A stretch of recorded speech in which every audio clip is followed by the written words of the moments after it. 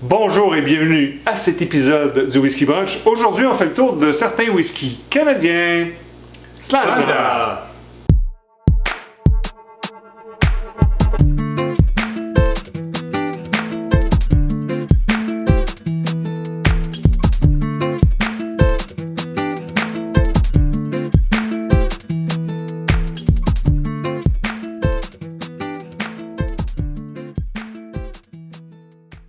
Bonjour à la maison, salut les bruncheurs! Hey, Bonjour messieurs! Bon bonjour, matin, on est dans la version 50 Shades of Grey, comme vous pouvez le voir ce matin. On fait... ouais, la blague, on s'est rendu compte qu'on était comme ça ce matin, c'était très rigolo. Moi, je connais. On fait le tour de certains whiskies canadiens. Whisky canadien, à la base, les gens disent surtout que c'est du rye, hein? Oui, Canadien, rye, Canadian rye, mais ils font aussi d'autres choses de très intéressantes. On va faire le tour aujourd'hui, Eric. On commence avec toi, avec le Alberta Premium. Exactement. Une belle petite compagnie qui est située à Calgary. Un produit comme le rye, ben, ce qui fait la spécificité du Particularité, ouais. Oui, la particularité du whisky. Le rye a tendance à avoir, le seigle a une écorce qui est un peu plus difficile à dissoudre. Donc, ça va donner un petit côté poivré au niveau du whisky. Ce qu'on a ici, c'est un 63,7 d'ABV. C'est un cash string. Un véritable cask strength. Et on sent le seigle, hein? Exactement. Si on est, on va retrouver, moi je sens un peu de vanille. C'est une vanille, je vais l'appeler foncée, dans le sens où elle est présente, elle est là, mais on sent le seigle, on sent le grain. Soyons Le grain honnêtes, dans tous les whiskies, on va retrouver la vanille parce que la vanilline qui est sortie du fût, mais c'est pas cette vanille-là qu'on retrouve nécessairement. C'est ce que je veux dire. Un petit côté cannelle. Oui, épices. Épices, oui. J'ai un fruit très mûr. La banane, Alain? Non, Martin, mais c'est vraiment un fruit foncé, une mûre. Une mûre, une prune, Ouais, une prune, mais très mûre. On sent aussi le chêne du casque. Oui. Effectivement. Messieurs, Slanja? Slanja à la maison.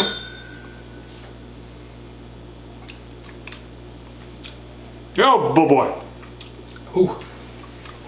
On est à 63,7 d'ABV. Je vous le dis, ça rentre au village. Et c'est la première impression que moi j'ai eue. Par la suite, ça se dissipe relativement rapidement. L'éthanol part. Et à la fin, c'est vraiment agréable par contre. Oui. Encore un petit côté vanille encore. Ouais. Moi, ce que je dirais, c'est pour ma passion des bourbons, c'est un bourbon dans le sens l'espèce de sucre, mais avec un torque intéressant. Mais ce n'est pas le sucre du maïs. Mais c'est pas le sucre du maïs, mais le fini. Moi, je suis dans le sucre brun. Là. Je suis presque au toffee. Mon sucre est plus foncé. Je ne suis pas sirop d'érable encore. Mais cassonade. Je vais le faire. Un sucre brun comme ça. Le petit côté épice, c'est devenu, je pense, du poivre noir. Moi, je goûte le poivre noir. Ben, je peux pas dire que c'est du poivre noir, mais je comprends ce que tu veux dire. Ce qui reste sur la langue, c'est teigné. Je vais aller dans le piment de chili. Moi, je suis dans... Je sais pas si vous vous souvenez, on a déjà parlé du fameux chocolat Lindt, chocolat noir avec du chili dedans. Là. C'est ce que j'ai là. Moi, j'ai un poivre, pas cayenne, mais j'ai un petit poivron rouge épicé là. Très intéressant, très beau produit. Ouais. On parle de combien en termes de prix? On parle de 75$ à la SAQ. Malheureusement, je pense qu'ils n'en ont plus pour l'instant. Mais c'est un produit qui va revenir. Mais c'est ça, correct. Moi, je me trompe quand ils l'ont lancé, parce que ça fait quand même, ils ont reçu une batch à la SAQ. Ouais. Je pense que ça a duré une semaine et demie. Puis les stocks étaient partis parce qu'il vient en batch limité. C'est ça. Celui-là ici, c'est un 2021. C'est ça. Donc, 1921. Surtout quand la distillerie a commencé en 46. Non, 2021.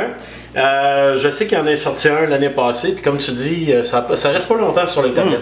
Très beau produit, on vous le recommande fortement. Du Canada encore, le Alberta Premium. Martin, on va de ton côté, je pense que tu nous présentes aussi un autre rail. Oui, je vous présente un rail qui s'appelle le Lot 40. Écoutez, je vais être honnête avec vous, c'est un classique. Dans le sens que pour les Canadiens, je parle pas des Québécois, mais je parle plus du Canada anglais. Parle aussi. Ils ont pour eux, c'est légendaire. Puis même dans les années 2000, ils ont arrêté de le produire, le Lot 40. Okay. Ça a créé tellement de d'émoi que Ricard en 2012 a fait OK, c'est correct, on va le remettre sur notre carte. Quand même. Parce que oui, maintenant, c'est Ricard qui détient les droits du Lot 40, mais c'est quand même fait en Ontario. C'est la petite distillerie là, qui s'appelle Distillery Hiram Walker qui fait le produit en Ontario. Écoutez, la particularité, c'est que c'est vieilli dans des barils de Virgin Oak, mais du White Oak. OK. OK? Donc, un chêne blanc. Un chêne blanc. Ce qu'on va vraiment reconnaître au nez, là, pour moi, c'est l'orange, la figue, puis bien sûr, vous avez le rye. Soyez très honnête, on voit Le rye est là, le seigle est là, puis ton orange, je l'ai, mais elle est confite. Donc, c'est peut-être ton autre fruit que tu as nommé, là, ta figue, que moi, je distingue pas nécessairement. Mais quand je dis la figue, là, puis là, il faut faire attention, j'amène pas les petits biscuits Newton. Les figues Newton. une vraie figue plus séchée, plus caramélisée un petit peu. Beaucoup plus, je veux dire, doux au nez, mais c'est pas une question, évidemment, parce qu'il y a moins d'ABV. On parle de 43 d'ABV versus ton Je sens un peu de gingembre. Écoute, je te dirais, oui, non, moi j'y vais plus, puis là je vais vous surprendre, là, mais moi je l'aime beaucoup en bouche. Ouais. Je vais vous les inviter à le goûter. Cardamome. Je l'ai ton épice, Eric. Puis effectivement, pour moi, dans la bouche, c'est de la cardamome. La cardamome, hein? OK. Puis je vais même aller plus loin.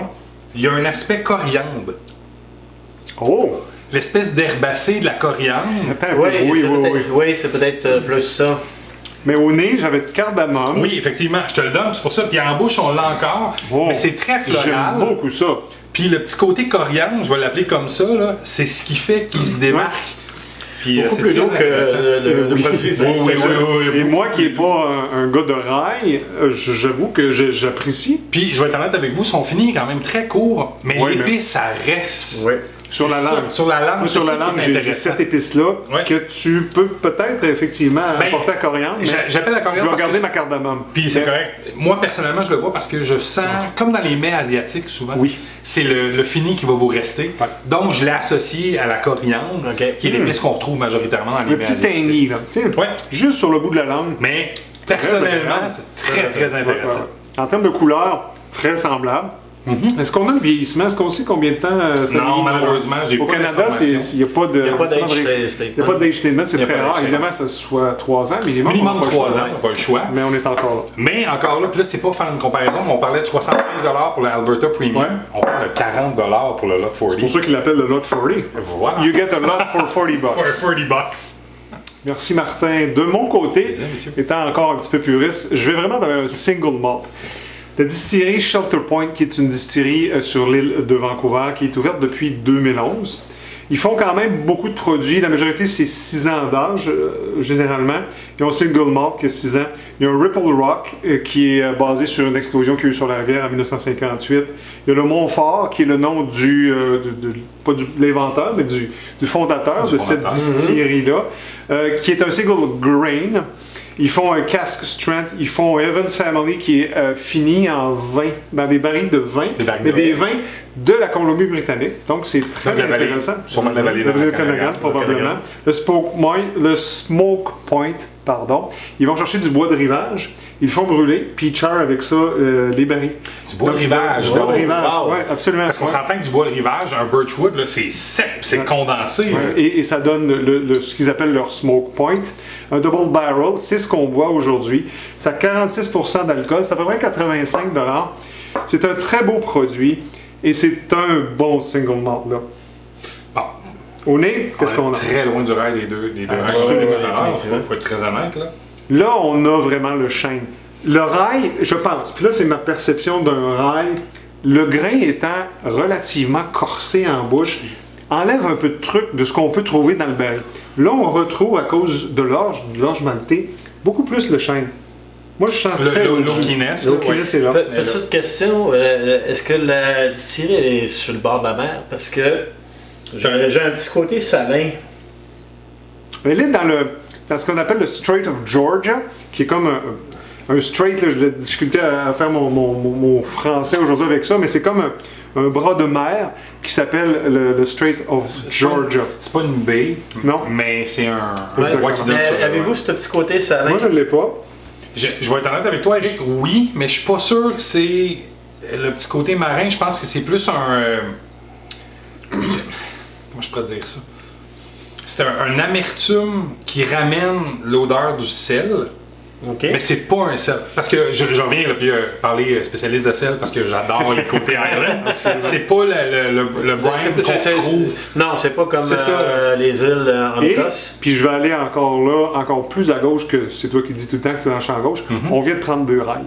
On vient de goûter 2 rails qui, en bouche, au nez, nous a apporté quelque chose d'autre et auquel on n'est pas nécessairement habitué. Quand on vient avec quelque chose qui est plus single malt, moi je pense vraiment que ça a une influence. C'est très personnel. Puis t'as peut-être raison. Moi j'ai encore des fruits foncés, un petit peu de moi d'orange. J'ai une pomme verte. OK, intéressant. De la vanille. Oui, toujours. Au palais, Slanja, messieurs? Slanja. J'ai déjà goûté avant.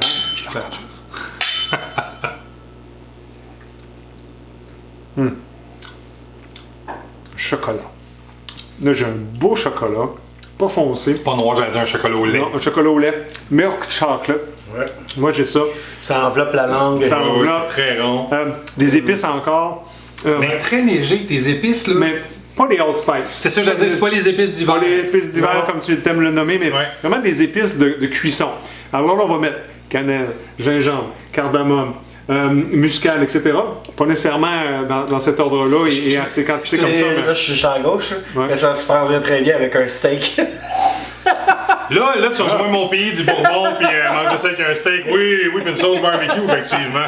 On va faire une sauce avec ça. C'est vraiment ça qui va arriver. Non, mais écoute, je vais être honnête avec toi. Je dirais pas non de faire une sauce. Très beau produit. C'est un single malt canadien. C'est pas rien. Shelter Point sur l'île de Vancouver.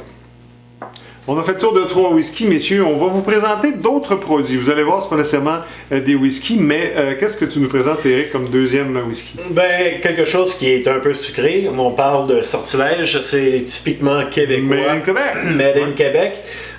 C'est ça. Sirop d'érable mélangé avec du whisky. Avec du whisky, oui. Très bon en apéritif. Très bon comme dessert. Ça se prend un peu n'importe quand.